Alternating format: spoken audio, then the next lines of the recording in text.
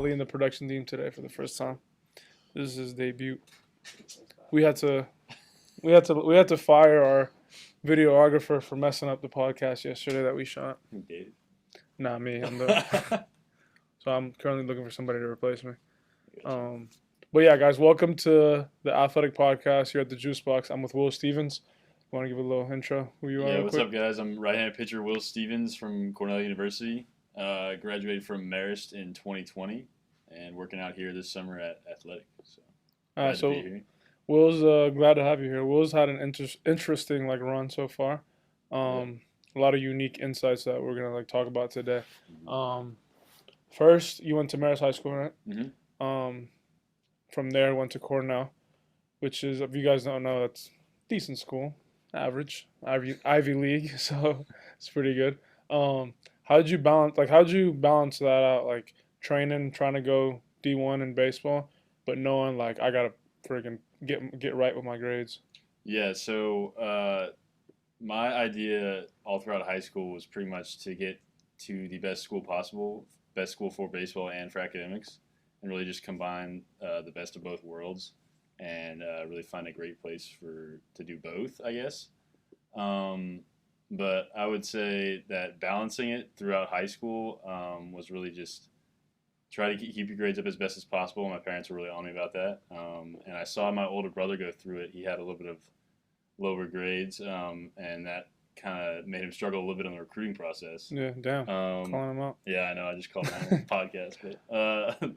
But yeah, and I was a little bit lower on the velo side my whole career. That was always the one thing that was kind of holding me back. So I thought of academics as just another way that I could help coaches find a spot for me on the team. Yeah. And stuff like that. So it was just another way to help out in recruiting as well. Yeah, you don't have to really put all your chips in one basket and right. You can kind of mix that.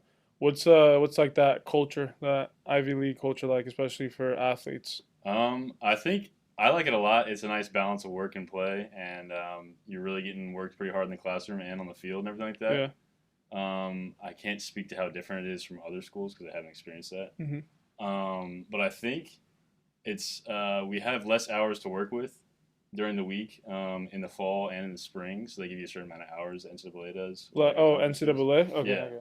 Yeah. So we really have to make the most of those hours, and when we're in there, we're working pretty much all the time.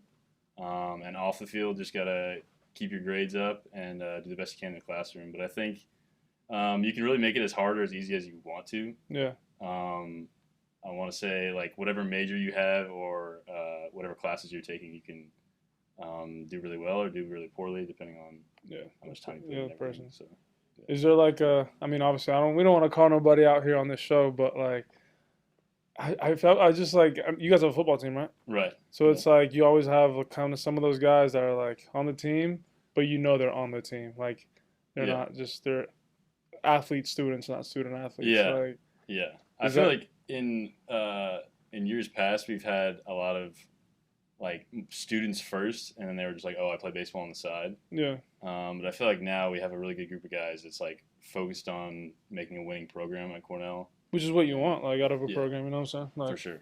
It's definitely trending in the right direction. I'd say. So this is your senior year you're going into? Yep, going into my senior year. So how's your journey been so far throughout Cornell? I know you've had some ups and downs. So. Yeah, I've definitely had some ups and downs. So my freshman year I came in, it was the COVID year, it was 2020, and we actually got our freshman season canceled. Yeah. We were the only D1 conference to not play that year in the spring. So that was pretty tough, seeing all my buddies who had gone off to play somewhere else, getting to live out their dream and just kind of having to wait that extra year.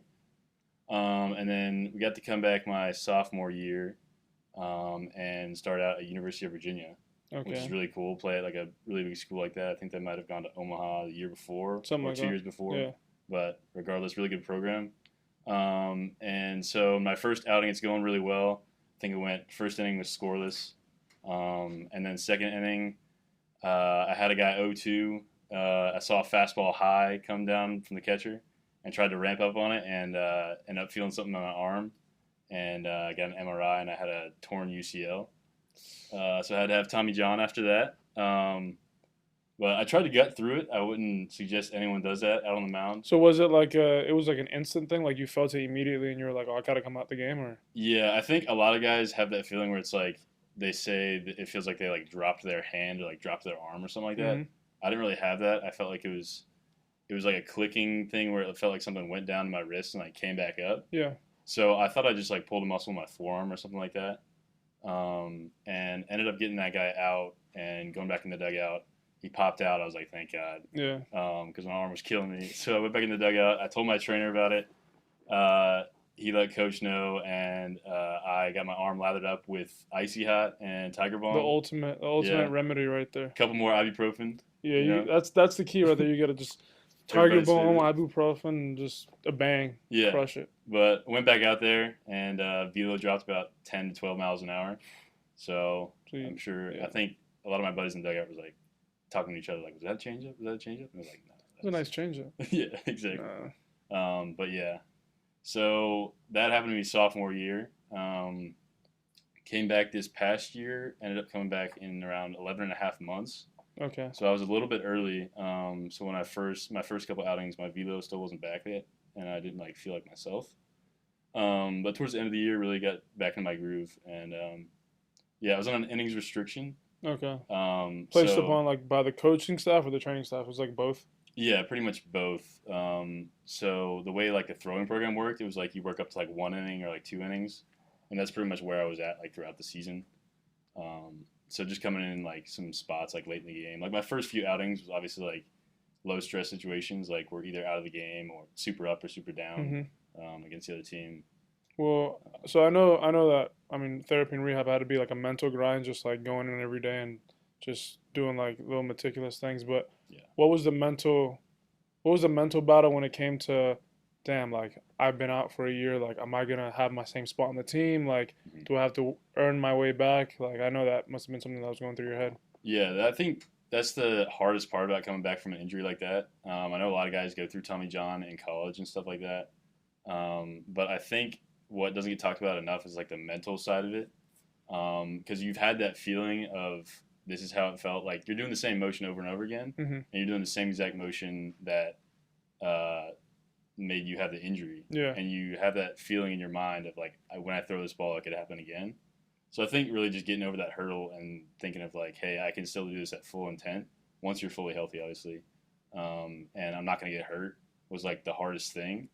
Um, but yeah, I think that the mental side of it is really a massive part in the recovery, and just coming to work like every single day, like you can't miss a day, Yeah. like when you're doing that, or else the whole thing kind of goes off the rails. I think.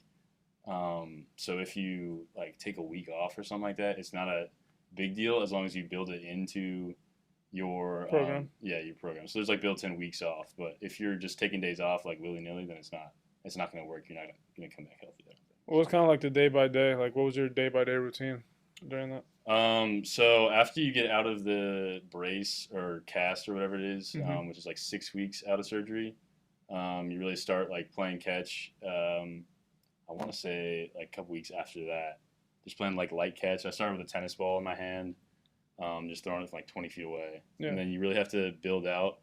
So you build out to like 60 feet and then to 90 feet, and then you're doing long toss, and then you can finally get on the mound, and they bring you back down. So it's like in terms of intensity. Okay. So you're really building out to as far as you can, long tossing, and then bring back down on the mound and try to get the feel back. So I think that was also a little bit difficult. Is like you're just playing catch every single day. You're not doing like a whole lot of other stuff, and it gets a little monotonous. But it's Yeah. something that you have to do, and it's really exciting once you get towards the end. I mean, yeah, it's been a long time coming up, but Yeah. have you heard about this is gonna sound insane. Have you heard about there are like parents out there, um you guys can Google guys behind the scene in production can Google this if you guys want. There's nobody back there. So there are parents who are like taking their kids to surgeons to tear their UCL to get the Tommy John surgery. That's insane. Yeah, because I've apparently heard like you about that, throw yeah. harder. Have you heard about that? You heard about that? Yeah, I hadn't heard about that, but So what do you got to say about that? I mean, that's probably pretty dumb in my opinion. I mean, I wouldn't do that to subject any kid to that. I mean, I think what everyone told me is like when you're coming back, the reason why people like gain velocity or become stronger sometimes is like you're doing shoulder exercises like 3 or 4 times a week. Mm-hmm. Like it's not because you had the surgery that you're getting stronger. You're just stronger. Yeah, due to it's like the work you put rehab in. and stuff. Yeah. But I did ask my trainer a few times, like, why can we not just put like a piece of rubber in my elbow, like, and then I throw 110 miles an hour? Like, why is that not possible? And she was like, well, the body rejects it and all that. I was like, well, you got like, not your body. why can't we figure something out? Why can't you just be built different? Exactly. You get a robotic arm. That'd be sick. Yeah. Okay, so boom, you go through that, you go through the rehab, you're finally back, and then so what was that first season back like? Yeah, so like I said, it was like an innings restriction. So that was a little bit of an adjustment for me. Coming all throughout high school and travel and everything, I was always a starter. Then I got into college my freshman year. I was doing extended innings also. We didn't have the season, so it was just some scrimmages and stuff. Yeah. But just coming out of the pen for really the first time, like in my career, was a little bit of an adjustment, especially because I think the first few times I went out there, it was kind of like getting my legs back under me. I didn't really feel like myself, and my arm still wasn't all the way back yet. So that was a little bit difficult, kind of getting over that mental hurdle, like I said again. But by the end of the season, really felt like I was myself again. Felt like it was a lot to build off of going into this senior year. So super excited about that. So senior year coming up, what's the goal? What are you trying to do? So I have 2 extra years of eligibility. So if anyone wants an extra arm, go give a little recruiting video. So I'm Will Stevens, 6'2", 210, coming out of Stone Mountain, Georgia. No, I'm joking. I'm sending that to your coach, bro. Yeah. Your coach is gonna see this. Yeah, but I think the plan is to try to gain as much velocity as possible. See if I can do an extra couple of years in graduate school. Okay. If that doesn't work out, I'm gonna join the workforce. I've been in an internship this summer in Atlanta. So kind of had that in my back pocket, I guess, but the goal is always to play more baseball, play as long as you can. So yeah. Yeah, so that, cause I mean, obviously as athletes, like you said, we want to play as long as you can.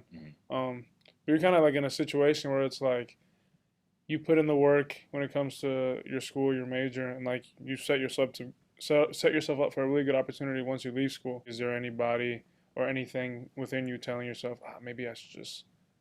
Yeah, I think it's super difficult, especially when you go through like injuries and stuff. I've had a couple friends go through injuries and just kind of hang it up at that point because they're in a super good opportunity to have a great career and all that. But I think it's just the love of baseball, just kind of waking up every single day and going to play like ball with your friends. And that's just really what keeps me going and playing baseball. Is really just I have a lot of fun playing it. Even going through injuries and everything, it's like you always have that goal to get back to like playing baseball. And once you're like on the field, that all kind of goes away. Yeah. Not thinking about anything, but at the same time, you don't want to do yourself like a disservice of not taking advantage of what the school has to offer and setting yourself up for success if baseball doesn't work out. Is I think I had the advantage of seeing my older brother go through college. He went to 2 JUCOs and then finally ended up at Western Kentucky. Played a couple years there, but got to see him kind of bounce around in college, and a lot of his friends went through injuries and stuff like that, had to bounce around colleges, and really wanted to set myself up to have something outside of baseball as well that I could be successful in and be passionate about. So no, that's good. I mean, that's what it's all about, really. And like you said, the love of the game will take you as far as you want to go. Yeah. So as long as you keep going. People don't understand, like, they're like, oh, like, when the game starts feeling like work, maybe you should stop. Like, that's when it's not a game anymore. Yeah. But in all reality, like, it's going to feel like work at times. Yeah, like, it's going to be a grind. You're going to wake up and you're not going to want to do shit. But, like you're saying, the love of the game is what keeps you waking up and keeps you going to the field right after work. Like you just came here after work. So it's like... Yeah, for sure. I think if you make it, you can like kind of make work fun. I think like you're going through a brutal workout or whatever, but if you're like next to like your roommate or something like that, like y'all are just still chopping it up. That's what makes it really fun for me. Y'all are kind of going through hell in a workout. Or something. Yeah, exactly. Like, that's what I like about like an environment like this, like here at Athletic, where you just like be around other guys who are trying to get better. Yeah, for sure. And everyone here is like a super chill, like it's a super chill environment, and you're just like everyone's getting their work done, but you're also cutting jokes, stuff like that. So it's really a great place for that kind of balance. Yeah. So, Will Stevens, big things coming up. Yeah, Big hopefully. things coming up. You guys can give yourself a little shout out on Give myself a little give a little shout shout out, Instagram, whatever you want to promote. All right, yeah. Shout out the Instagram WP Stevens 27. Hit me up. Also hit up Rolo as well. I don't know if you introduced yourself, but they know Rolo the host, man. They know who I am. Chico Yeah, Rolo. appreciate you guys having me on. Yeah, it's been a great summer. Yeah, so. Good. Best of luck this season. You play. Where do you guys? You guys open up here, right? Yeah, so we open up at Georgia Tech actually late February. So you guys not doing anything late February? I don't know the exact date. You can look it up on Google probably. Yeah, I actually don't think the schedule dropped yet. So really, might have just hard launched on the. The schedule's not like when the schedule's not yet. I think in the fall. No, not yet. Fall, Damn. so, a little hard launch. Yeah. Damn, I might have to edit that out. Yeah. Nah, it'll be alright. Nah, everybody knows. But I appreciate you coming through, my man. Yeah, appreciate you. Best of luck this season. Appreciate it. Athletic Podcast. Appreciate you guys tuning in, and we'll see you guys next week.